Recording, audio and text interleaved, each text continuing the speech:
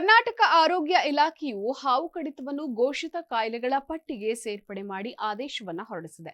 ಕರ್ನಾಟಕದಲ್ಲಿ 2023-24ರ ಸಾಲಿನಲ್ಲಿ ಹಾವು ಕಡಿತ ತಡೆಗಟ್ಟುವ ಕಾರ್ಯಕ್ರಮ ಆರಂಭ ಮಾಡಲಾಗಿದೆ.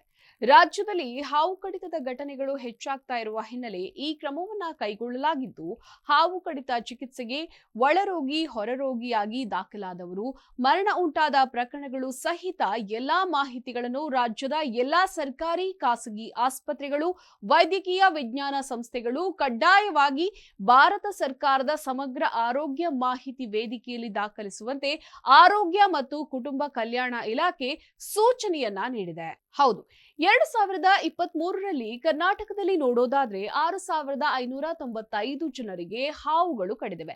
ಇದರಲ್ಲಿ 19 ಜನರು ಮೃತಪಟ್ಟಿದ್ದಾರೆ. ಈ ವರ್ಷ ಅಧಿಕೃತ ಅಂಕಿ ಅಂಶಗಳ ಪ್ರಕಾರ ಇದುವರೆಗೆ 543 ಜನರಿಗೆ ಹಾವುಗಳು ಕಡಿದಿವೆ. ಇನ್ನು ಹಾವು ಕಡಿತವನ್ನು ಯಶಸ್ವಿಯಾಗಿ ತಡೆಗಟ್ಟಲು ಮತ್ತು ಚಿಕಿತ್ಸೆ ನೀಡಲು ಯಾವುದೇ ಮಧ್ಯಸ್ಥಿಕೆಗಾಗಿ ಅದರ ಹರಡುವಿಕೆಯ ದತ್ತಾಂಶ ಸಂಗ್ರಹವು ಮೊದಲ ಹೆಜ್ಜೆಯಾಗಿದೆ.